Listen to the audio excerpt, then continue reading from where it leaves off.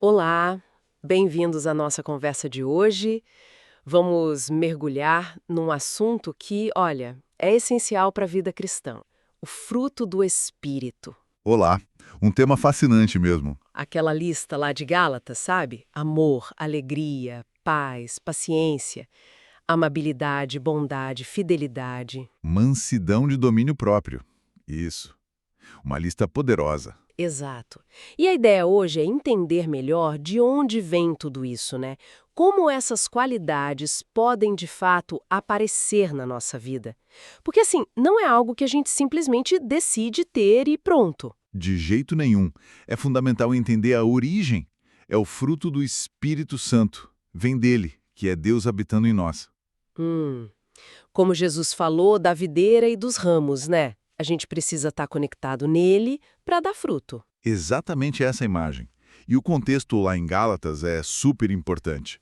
Paulo estava escrevendo para gente que estava se desconectando da simplicidade do Evangelho. Ah, sim. Ele parecia bem preocupado com divisões, regras. Isso, ele fala disso logo no começo da carta, né? E depois contrasta as obras da carne com o fruto do Espírito.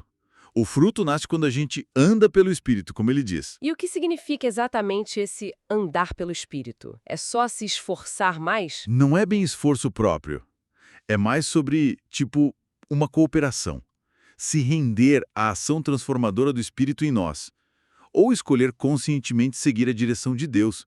O ponto-chave é essa parceria. Entendi. Uma vida conectada, Pensa na imagem da árvore lá do Salmo 1. plantada junto à água. Essa água na Bíblia, muitas vezes, simboliza o Espírito, a palavra viva de Deus, né? Como em Isaías, Ezequiel. A fonte de vida. Faz sentido. O Espírito nos rega, nos nutre, e o fruto aparece como resultado dessa vida de Deus fluindo na gente. Não é uma lista de tarefas, é uma consequência. Ok, então vamos olhar para esses frutos mais de perto. Começando pelo amor, o ágape. É o primeiro da lista, parece a base de tudo. Sem dúvida, e não é qualquer amor, né?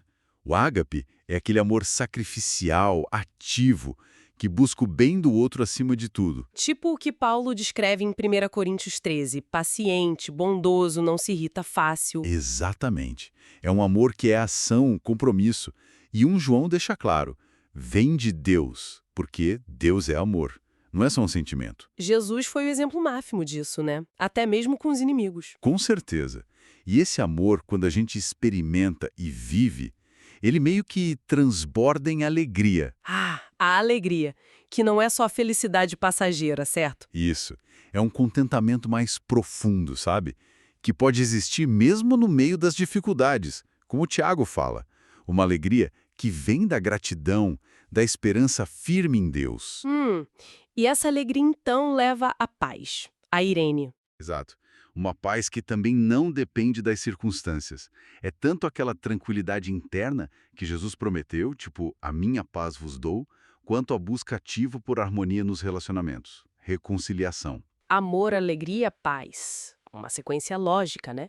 Mas aí vem a paciência. Essa, no dia a dia, parece um desafio enorme. A macrotúmia.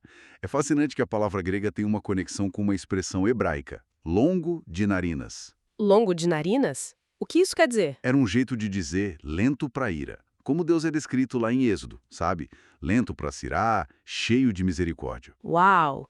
Então a nossa paciência é para ser um reflexo da paciência de Deus conosco. Exatamente. É essa capacidade de, tipo, respirar fundo, sabe? De dar espaço, de estender misericórdia em vez de explodir. É difícil, mas é um fruto do Espírito. Faz toda a diferença pensar assim. E dessa paciência brotam a amabilidade e a bondade. Isso. As palavras gregas krestotes e agatosune se conectam com a ideia hebraica de tov, que é bom, belo, justo, como Deus viu a criação e disse que era tov, era boa. Então a amabilidade seria essa bondade em ação. Perfeito. É ser bom para os outros, de forma prática, gentil. E a bondade é mais o caráter por trás. A retidão, o desejo de fazer o que é certo e bom. Refletir a bondade original de Deus. Que riqueza. E a fidelidade, a pistis? A gente costuma pensar em fé, mas aqui parece que é mais no sentido de ser confiável, leal. Exato. Nesse contexto do fruto, pistes é menos sobre a crença inicial e mais sobre a constância, a lealdade, ser alguém de palavra, alguém em quem se pode confiar. Como Deus é fiel conosco, né? Isso. 1 Coríntios diz que Deus é fiel. A nossa fidelidade é um reflexo da dele. Pensa em Jesus no Getsêmani, firme no propósito do Pai mesmo na angústia. É esse tipo de compromisso. Amor, alegria, paz, paciência, amabilidade, bondade, fidelidade. É muita coisa. Olha, antes da gente continuar com os últimos, uma pausa rápida. Gostaríamos muito de ouvir quem está acompanhando. Qual desses frutos que falamos até agora mais chamou sua atenção? Ou talvez qual deles você sente um chamado especial para cultivar mais nesse momento da vida? Conta pra gente aqui nos comentários. Isso, compartilhem com a gente. E claro, se essa nossa exploração está sendo útil, se está te ajudando a pensar, considere deixar um curtir aqui no vídeo e se inscrever no canal. Assim, mais gente pode participar dessas conversas. Com certeza. Bom, seguindo então, faltam 2. Mansidão apraute. Essa palavra às vezes soa meio fraca, né? Pois é, mas é um engano total. Mansidão na Bíblia não tem nada a ver com fraqueza. Pelo contrário, é força sob controle. Força sob controle. Como assim? Pensa no poder de Deus. É imenso, infinito. Mas ele age com ternura, com cuidado. O Salmo fala que ele nos cobre com suas penas. Isaías diz que ele carrega os cordeiros no colo. Isso é mansidão. Faz sentido? E Jesus? Ele se apresenta como um rei manso montado num jumentinho. Ele diz, aprendam de mim que sou manso e humilde de coração. É a força que não precisa se impor, que não esmaga. É gentileza, humildade, especialmente ao lidar com o erro dos outros, como Paulo fala em Gálatas 6. Uma qualidade bem diferente do que o mundo valoriza hoje. E por último, o domínio próprio. Isso parece chave para tudo funcionar, né? Fundamental. É o autocontrole, a disciplina. Paulo usa até a imagem do atleta, que treina rigorosamente para vencer. Controlar os impulsos, os desejos egoístas. Exatamente. É a capacidade que vem do Espírito de dizer não para as obras da carne, aquela outra lista que Paulo coloca antes, de inveja, briga e imoralidade, para poder viver livremente em amor. Então a liberdade verdadeira não é fazer tudo o que dá vontade. Não segundo Paulo.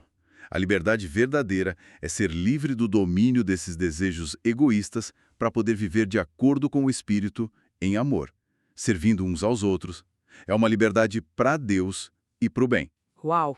Olhando para essa lista completa, fica claro que é um pacote, né? Uma coisa leva a outra. Sim, é um fruto no singular no grego original. São várias facetas de uma mesma obra do Espírito em nós. É, no fundo, o caráter de Cristo sendo formado na gente. E a gente não consegue isso sozinho, de jeito nenhum. Não mesmo. Mas ao andarmos no Espírito, ao buscarmos essa conexão com Deus, ao vivermos como Jesus viveu, nós cooperamos com essa obra. O Espírito nos transforma dia após dia, como diz 2 Coríntios 3, de glória em glória, na imagem dele. É um processo contínuo, então. Uma jornada. Com certeza. E é nessa jornada que o fruto cresce e amadurece, trazendo vida, cura, beleza, não só para nós, mas para o mundo ao nosso redor. Então, para a gente fechar nossa conversa de hoje, fica uma reflexão, talvez. Em que área da nossa vida ou em qual relacionamento específico a manifestação mais intencional de um desses frutos, sei lá, talvez a paciência com o filho, a amabilidade com um colega difícil, o domínio próprio diante de uma fofoca, poderia realmente fazer a diferença? Uma ótima pergunta para levar conosco. Onde a gente pode, com a ajuda do Espírito, refletir um pouquinho mais do caráter de Deus hoje. Fica aí pra gente pensar. Isso mesmo. Muito obrigada a você que nos acompanhou nesta exploração sobre o fruto do Espírito. Esperamos que tenha sido enriquecedor. Obrigado pela companhia.